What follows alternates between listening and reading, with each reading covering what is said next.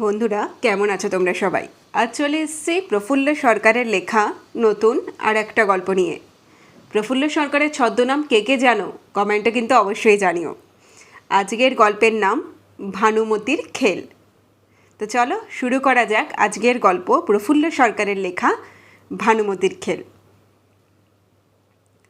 Diamond Harbour থেকে উজানে আরও 48 kilometre দূরে। এখানে গঙ্গার যে অপূর্ব রূপ তোমরা হয়তো তা কখনো দেখোনি। গঙ্গা এখানে লক্ষ ঢেউয়ের হাততালি বাজিয়ে চলেছে বঙ্গোপসাগরে মেলাবার জন্য। এর এক পারে মেদিনীপুর জেলা, অপর পারে 24 পরগনা। এপার থেকে ওপার ঝাপসা দেখায়। কলকাতা কাস্টমসের জেনারেল অফিসার দীপঙ্কর দত্ত এতক্ষণ তীর ঘেঁষে নোঙর করা তার ছোট লঞ্চের ওপর দাঁড়িয়ে থেকে দেখছিল। তার একটু দূরে তার অনুচরেরা আর একটা মাঝারি নৌকায় অপেক্ষা করছিল। মেদিনীপুরের কূলের দিকেও আর একটা নৌকা ও লঞ্চে বাছা বাছা 10-12 জন অফিসার তৈরি হয়েই বসেছিল। ইস্টার্ন লাইট নামে জাহাজটি হংকং হয়ে কলকাতা বন্দরে আসছে মালপত্র নিয়ে। খবর এসেছে ওই জাহাজে প্রায় $1,06,000 টাকার সোনা বর্মার শান এস্টেট আর হংকং থেকে কলকাতায় চোরাচালান হয়ে আসছে। দীপঙ্কর দত্ত আর তার অনুচরেরা তাই ঘাঁটি আগলে আছে। নিঃশব্দে জাহাজটি অনুসরণ করবে। জলপথে কোথাও সোনা নামানোর চেষ্টা করলে ধরে ফেলবে। তার আগে ব্যাপারটা তোমাদের একটু বুঝিয়ে বলি। আমাদের দেশে সোনার খুব চড়া দাম, অথচ ইউরোপ বা পূর্বাঞ্চলের দেশগুলোয় সোনার দাম অনেক কম। আমাদের দেশে সোনার চোরাচালানের তাই খুব ফলাও কারবার। জাহাজে, এরোপ্লেনে, মোটর গাড়িতে সীমান্ত পেরিয়ে এইসব সোনা লুকিয়ে আমদানি করবার জন্য খুব বড় আন্তর্জাতিক দল আছে। তাদের ঘাঁটি ইউরোপ, আমেরিকা, মধ্যপ্রাচ্য, দূরপ্রাচ্যের রাজধানীতে ছড়িয়ে আছে।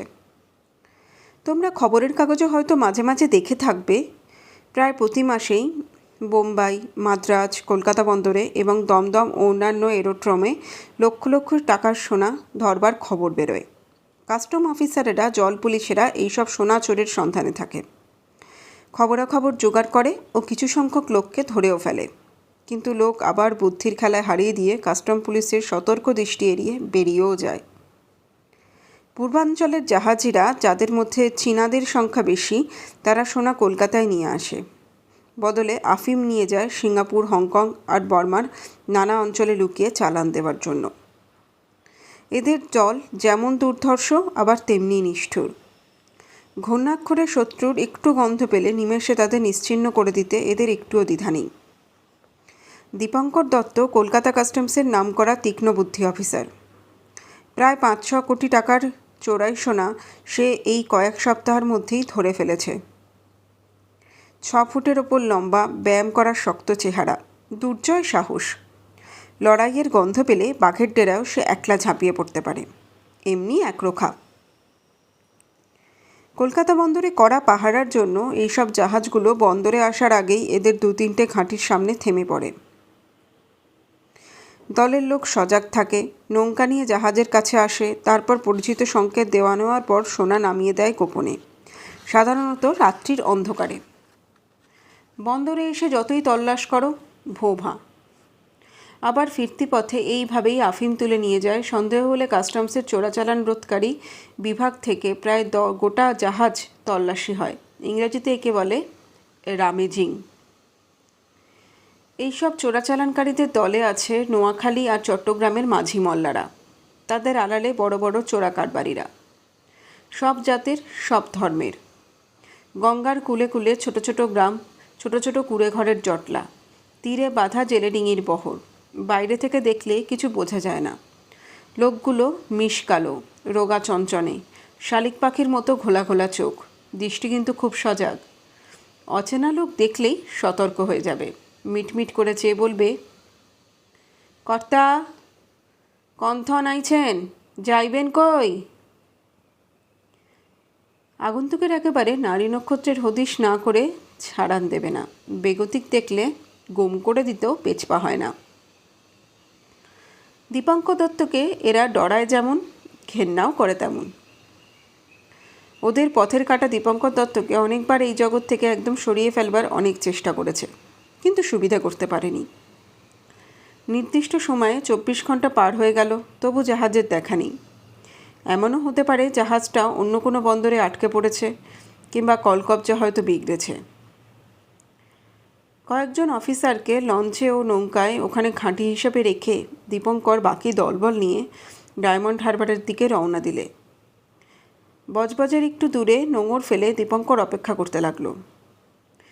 কানে ছিপির মতো হেডফোন আর সিগারেট লাইটারের সঙ্গে ছোট্ট জোরালো ট্রান্সমিটারের সাহায্যে দুটো ঘাঁটিতে যোগাযোগ রাখা হচ্ছিল। খাওয়া দাওয়া শোয়া সব লঞ্চে আর নৌকায়, কাজের সঙ্গে পিকনিকের খানিকটা আমেজ। সেদিন খাওয়া দাওয়ার পর দুপুরের একটু পরে দীপঙ্কর তীরে উঠে পায়চারি করছিল। লঞ্চ থেকে প্রায় মাইল খানেক এগিয়ে এসেছে। দীপঙ্করকে এখন চেনা মুশকিল। মনে হবে জনৈক আধবুড়ো সারেং তীরে বাঁধা সাহেব কোম্পানির লঞ্চ থেকে নেমে ডাঙায় উঠে একটু হাওয়া খেয়ে নিচ্ছে। দীপঙ্কর ছদ্মবেশে খুব পটু। এইসব গোপন পাহারার সময় আসল পরিচয় লুকিয়ে না রাখতে পারলে সব বিফল। হঠাৎ একটা 22-23 বছরের মেয়ে কালো পাথরের প্রতিমার মতো নিখুঁত গড়ন দীপঙ্করের সামনে এসে দাঁড়ালো। তার চোখ দুটো জল ঝরছে। দীপঙ্কর নোয়াখালীর মাঝিমল্লার ভাষায় জিজ্ঞাসা করলে, কাঁদছো কেন মেয়ে, কি হয়েছে? মেয়েটি জোরে ফুঁপিয়ে কেঁদে উঠল। তারপর কান্না একটু থামলে বলল, কাস্টমের বড়বাবুর সঙ্গে একবার দেখা করব। দীপঙ্কর বললে, কেন, কি দরকার? মেয়েটি বলল, খবর দেব। দীপঙ্কর উৎসুক হয়ে জিজ্ঞাসা করলে, কি খবর দেবে? মেয়েটি বললে, সোনার খবর। আমি দেখেছি মাটির নিচে একটা চোরাকুটুরিতে আমার চাচা অনেক সোনা নামিয়ে রেখেছে। কয়েকটা চিনেম্যানও এসে জুটেছে। দীপঙ্কর সন্দিগ্ধ হয়ে বলল, তুমি এ খবর দিচ্ছ কেন? মেয়েটি আবার ফোঁপাতে ফোঁপাতে বললে, মিথ্যে সন্দেহ করো, আমার ভাইকে ওরা খুন করে জাহাজের ইঞ্জিন ঘরের লাশ পুড়িয়ে দিয়েছে। আমি শোধ নিতে চাই। মেয়েটির চোখে যেন ছুরি ঝলসে গেল। দীপঙ্কর একটু ইতস্তত করে জিজ্ঞেস করলে, তুমি কি করে জানলে এখানে কাস্টমসের বড়বাবুর দেখা পাবে? মেয়েটি বললে, ওরা বলাবলি করছিল, আমি আড়াল থেকে শুনেছি। তুমি কে, কোথায় থাকো? আমার নাম ভানুমতি, পাঁচপাড়ায় আমার চাচার বাড়ি থাকি। আমার চাচার নাম হাবিব।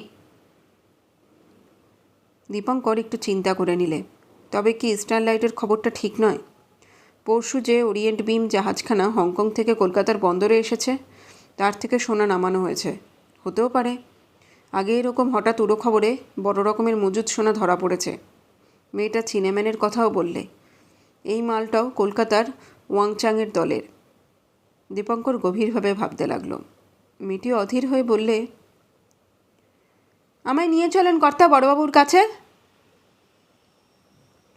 দীপঙ্কর অন্যমনস্ক হয়ে বললে, আমাকে বললেই হবে।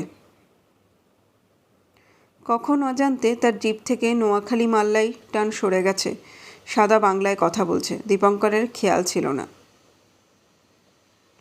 মেয়েটি অবাক হয়ে দীপঙ্করের মুখের দিকে চেয়ে বললে, আপনাকে বললেই হবে? দীপঙ্কর বললে, হ্যাঁ। মেয়েটি বললে, তবে চলেন কর্তা, আমার দেরি হলে ওরা আবার শান্ত করবে। দীপঙ্কর বললে, একটু দাঁড়াও, আমি লঞ্চ থেকে একবার ঘুরে আসি। মেয়েটি দৃঢ় আপত্তি করে বললে, না কর্তা, তাহলে আমি যাই। আর কেউ জানলে আমি জানে বাঁচব না। কার মনে কী আছে বলা যায় না। 5 কান হলে আমার জান যাবে। আপনি তো শুধু যাবেন আর জায়গাটা দেখে ফিরবেন, তারপর যা ইচ্ছে হয় করুন। আর আপনার এলাকায় এলে একলা যেতে যদি ভয় হয় তাহলে থাক। দীপঙ্কর ঠোঁট বেঁকিয়ে বললে, ভয়? আচ্ছা তাহলে চলো। একটু দাঁড়াও, একটা সিগারেট ধরিয়ে নিই। কিছু দূরে একটা ঝোপের কাছে দাঁড়িয়ে দীপঙ্কর সিগারেট ধরালে। আর সেই ফাঁকে লাইটার ট্রান্সমিটারের লঞ্চে তার অ্যাসিস্ট্যান্ট সুনীল চৌধুরীকে খবর পাঠালে। সুনীল, আমি হঠাৎ একটা জরুরি খবর পেয়ে একটা জায়গা দেখার জন্য পাঁচপাড়া যাচ্ছি। আজ রাত্রি 12টার মধ্যে না ফিরলে হেডকোয়ার্টার্সে খবর পাঠাবে। আর্মড পুলিশ নিয়ে পাঁচপাড়া ঘেরাও করবে। ওয়াংচাং মনে হয় ওখানে এসেছে। তারপর কাপড়ের ভাঁজের ভেতর গুলি ভর্তি রিভলভারটা একবার ওপর থেকে টিপে দেখলে। ঠিক আছে। তারপর বললে, চলো। দূরে একটা জেলে ডিঙিতে একটা মাঝি বসেছিল। ভানুমতি দীপঙ্করকে নিয়ে ডিঙিতে উঠল। দীপঙ্কর জিজ্ঞাসু চোখে একবার মাঝির দিকে তাকালো। ভানুমতি ফিক করে হেসে বলল, ভয় নেই কর্তা, ও বোবা আর কালা। আপনি বরং হালে বসেন, কেউ শান্ত করবে না। ভয় করে তো ফিরে যান, বরং বড়বাবুকে পাঠিয়ে দিন। ওরা বলে ওর ভয় ডর নেই। প্রতিশোধ নেবার উত্তেজনায় ভানুমতির চোখে জলের আর কোনো চিহ্ন ছিল না। সে দীপঙ্করের দিকে অপজ্ঞাভরা চোখে চেয়ে রইল। দীপঙ্কর বললে, ভয়ের কি আছে, চলো। দীপঙ্কর হাল ধরে বসল। সবে সন্ধ্যা হয়েছে। পাঁচপাড়ার কাছাকাছি এক ঘন ঝোপ, গাছগাছালি জটলার কাছে অন্ধকার যেন দানা বেঁধে চেপে বসেছে। এদিকটার ধারে কাছে কোথাও লোকালয় নেই বলেই মনে হচ্ছে। ভানুমতি ওখানে থামতে বললে। তড়াক করে লাফ দিয়ে সে তীরে নামল। চাপা গলায় বললে, কর্তা, এখানে বসেন, আমি চারিদিক দেখে শুনে আসছি কেউ কোথাও আছে কি না। তারপর বলতে বলতে ভানুমতি ঝোপ জঙ্গলের মধ্যে অদৃশ্য হয়ে গেল। 1 ঘন্টা কেটে গেল, ভানুমতি ফেরে না। দীপঙ্কর উসখুস করছে। ভয় নয়, কেমন একটা অস্বস্তি লাগছে। বোবাকালা মাঝিটা অন্ধকারে দাঁড় হাতে তার দিকে চেয়ে আছে, এটা সে বুঝতে পারলে। হঠাৎ দীপঙ্কর উঠে দাঁড়ালো। ভাবলো এখানে চুপচাপ বসে না থেকে অন্ধকারে গা ঢাকা দিয়ে তীরে উঠে ভানুমতির জন্য একটু খোঁজ তল্লাশ করা যাক। হয়তো এধার ওধারে লোকজন আছে বলে ভানুমতি ফিরে আসার সুযোগ পাচ্ছে না। দীপঙ্কর মনে মনে হাসল। তার এই ছদ্মবেশে তাকে চিনে বের করা একরকম দুঃসাধ্য। ভানুমতি মেয়েটা যেমন বোকা তেমনি সরল। এক কথাতেই আমাকে নিয়ে এলো। ভেবেও দেখল না আমি কাস্টমসের লোক না অন্য কেউ। হঠাৎ ধপ করে একটা দৃশ্য দীপঙ্করের চোখে ভেসে উঠল। 2 দিন আগে একটা পাগলি লঞ্চে উঠে সরাসরি তার কেবিনের ভেতর ঢুকে পড়েছিল। কাঁদছে, হাসছে, ভাত চাইছে, গাইছে, নাচছে। অনেক কষ্টে তাকে লঞ্চ থেকে নামানো হয়েছিল। সেই পাগলিটাই ভানুমতি নয় তো? হঠাৎ দীপঙ্কর নৌকা থেকে লাফ দিয়ে তীরে নামতে যাচ্ছে। এমন সময় অন্ধকারে ওই বোবাকালা মাঝিটা তার মাথার ওপর সজোরে দাঁড়ের এক প্রচণ্ড ঘা বসিয়ে দিলে। দীপঙ্করের মাথা তীব্র যন্ত্রণায় ঝনঝন করতে লাগলো। কিন্তু পলক পড়তে না পড়তে দীপঙ্কর কাপড়ের ভাঁজ থেকে রিভলভার বের করে আততায়ীকে লক্ষ্য করে অভ্যস্ত হাতে পরপর 2বার গুলি ছুড়লে। তার গুলি লক্ষ্যভ্রষ্ট হয়নি। লোকটা তীক্ষ্ণ আর্তনাদ করে উঠল। তারপর একটা ভারী দেহের জলে পড়বার ছপ করে শব্দ হলো। গুলির শব্দে চারদিকে নিস্তব্ধতা কেঁপে উঠল। আর আত্মগোপন অসম্ভব। অন্ধকারে এদিক ওদিক তাকিয়ে রিভলভার বাগিয়ে ধরে ডিঙিতে লাফ দিয়ে পড়ার আগেই তীরের ওপর থেকে তাকে লক্ষ্য করে 4-5টা রিভলভার গর্জে উঠল। একটা গুলি তার বাঁ কবজিতে লাগলো। দীপঙ্কর মুহূর্তের মধ্যে সেই গঙ্গার চরের কাদার ওপর শটান উপুর হয়ে শুয়ে পড়ল। একটা গুলি বোধহয় ডিঙির তার দড়িতে লাগলো। সেটা স্রোতের টানে ভেসে চলল। দীপঙ্কর সেই শোয়া অবস্থায় অন্ধকার লক্ষ্য করে বাকি 4টে গুলি পরপর ছুড়লে। কারো লাগলে কিনা বুঝতে পারলে না। ওপরের দিকে হঠাৎ আবার সব নিস্তব্ধ হয়ে গেল। বাঁ হাত দিয়ে অবিশ্রাম রক্ত ঝরছে। মাথাটাও বোধহয় কেটে গেছে। দীপঙ্কর যন্ত্রণায় অধীর হয়ে পড়ল। তার মাথা ঝিমঝিম করতে লাগলো। তারপর সে বুঝতে পারলে একদল লোক তার উপর ঝাঁপিয়ে পড়ল। 2-1টা ভারী জিনিসের ঘা সরাসরি তার মাথায় এসে লাগলো। দীপঙ্কর অজ্ঞান হয়ে গেল। অল্প অল্প করে যখন দীপঙ্করের জ্ঞান ফিরে এলো, সে আধবোঝা চোখ চেয়ে দেখল একটা মাটির ঘরের মেঝের ওপর সে পড়ে আছে। একটা কেরোসিনের লণ্ঠন মিটমিট করে জ্বলছে। একটা টুলের ওপর স্বয়ং ওয়াংচাং বসে আছে। তার ওপর সোনাপট্টির ফকির চাঁদ, পার্ক সার্কাসের ফিরোজ শাহ এবং আরও কে কে। দীপঙ্কর তাদের চিনতে পারল না। পাঁচপাড়ার নিয়ামত সর্দার চাপা গলায় কথা বলছে। আমাদের মরিয়ম বিটি বড়বাবুরে এককারে কাত কইরা ফেলেছে। বিটি আমাগোর বাহাদুর বৈদ্য সাহেব। ওয়াংচাং বাংলা বুঝে একটা দানবের মতো হাসছে। দীপঙ্কর দেখলে ওয়াংয়ের একটা হাতে সেই লাইটার ট্রান্সমিটারটা, আর এক হাতে সেই ছোট্ট হেডফোন দুটো। তার রিভলভারটি একটি ছোট্ট চৌকির ওপর রাখা হয়েছে। ওয়াংচাং বাজের মতো আওয়াজ করে বললে, জলদি করো, দেখো, উসকো উঠাও, আভি উল্লো আচ্ছা হো গিয়া হোগা। দীপঙ্কর দেখল ইতিমধ্যে তার হাতে ব্যান্ডেজের মতো কাপড় বাঁধা হয়েছে। রক্ত পড়া প্রায় বন্ধ হয়ে গেছে। কজন লোক ওকে ধরাধরি করে বসালে। দীপঙ্কর সেই স্বল্প আলোয় চোখ আধবোঝা অবস্থায় ওদের মুখের দিকে তাকিয়ে রইল। ওয়াং ট্রান্সমিটারটা তার দিকে বাড়িয়ে দিয়ে বলল, এই উল্লू, एठो ले, खबर भेजो, तुम अच्छा है, वहाँ से वो लोग को कलकत्ता चले जाने बोलो, जल्दी करो। দীপঙ্করের ভেতরটা গর্জে উঠল, কিন্তু সে দুর্বল। ক্ষীণ গলায় বললে, নেভার, তোমাকে আমি এমন শিক্ষা দেব জীবনে ভুলবে না। সে হাত তুলতে গেল, কিন্তু যন্ত্রণায় তার সর্বশরীর যেন কুঁচকে গেল। ওয়াং তার ছোট কুঁতকুতে চোখ দুটো কুঁচকে হিংস্র বন্য জানোয়ারের মতো হাসতে লাগলো। তারপর হাঁক দিয়ে বললে, ফির দাওয়াই খিলানে হোগে নেয়ামত। নেয়ামত বললে, আপনি ঘুষ খায়েন না, ঝুটমুট মার খাইবেন কেন? সাহেব যা কইছে কইয়া দেন। দীপঙ্কর উত্তেজনায় কাঁপতে কাঁপতে বললে, কক্ষণো না। নেয়ামত সেন হাঁস ছাড়ার ভঙ্গিতে বললে, তবে জানে মরবেন।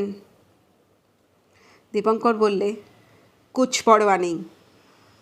এই সময় একজন এক পেয়ালা ধোঁয়া ওঠা চা নিয়ে ঢুকলো। নেয়ামত বললে, তবে একটু গরম চা খায়েন, পিছে বাত হইব। দীপঙ্কর বললে, না, হয়তো ওতে তীব্র বিষ মেশানো, এক চুমুকেই সব শেষ হয়ে যাবে।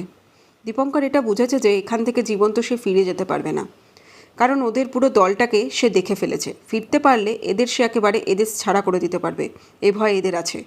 সুতরাং যতক্ষণ পারে সে মরদের মতো জুঝবে, তারপর মা কালী যা করেন তাই হবে।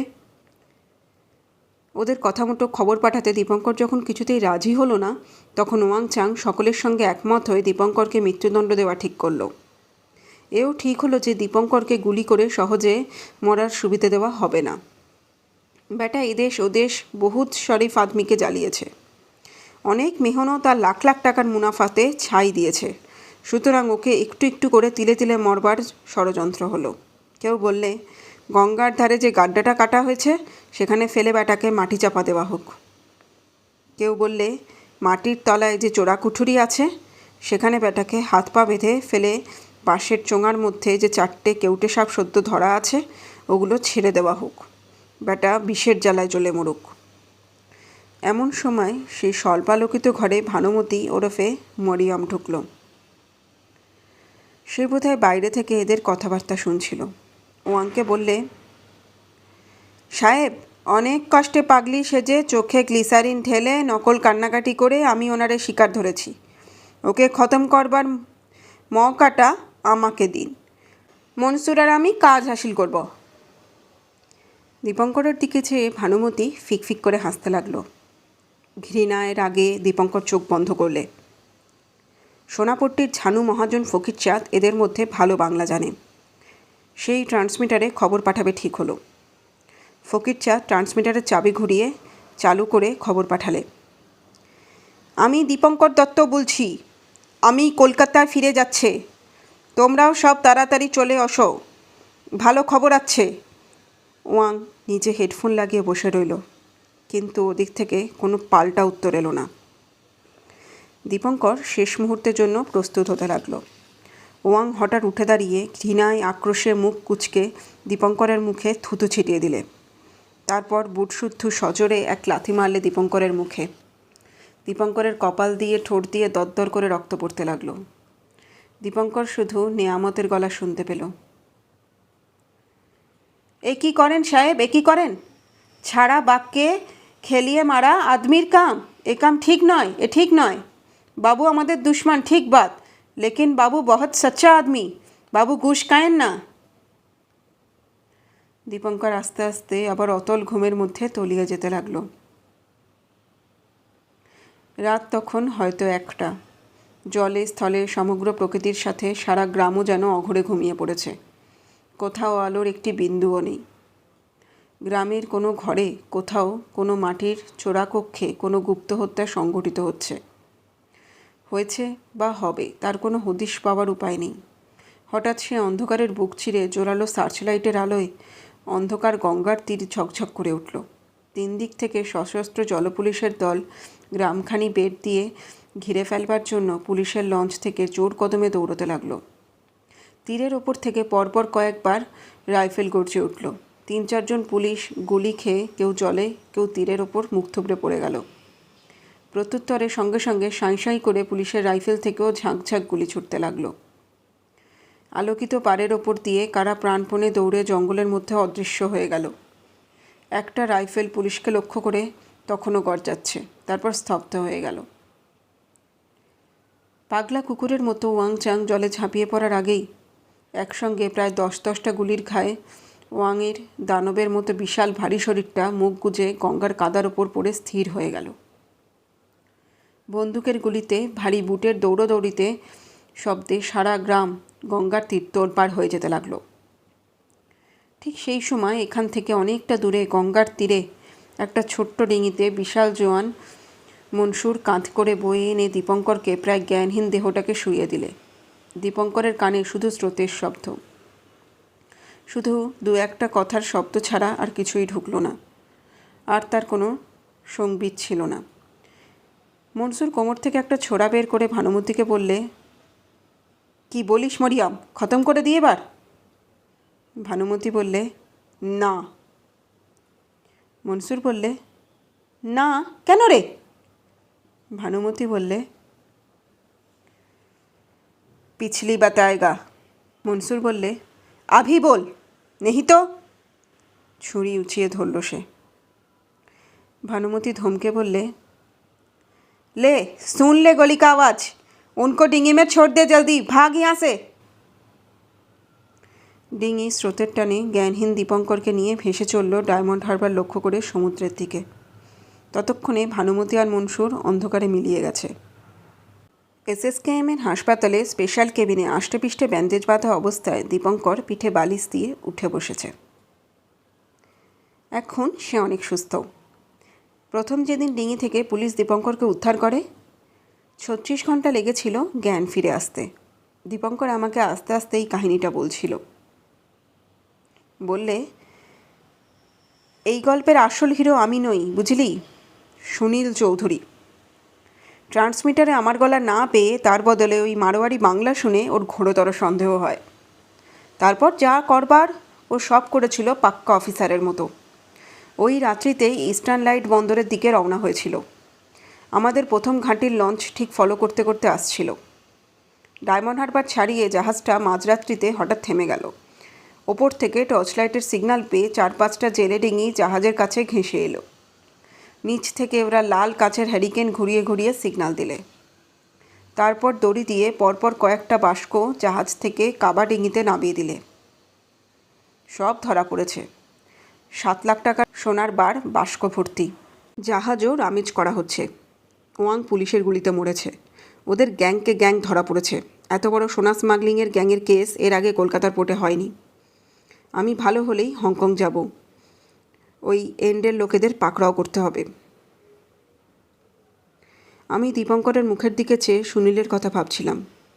অল্প বয়স, কলকাতার চ্যাম্পিয়ন পোল ভল্ট লাফিয়ে।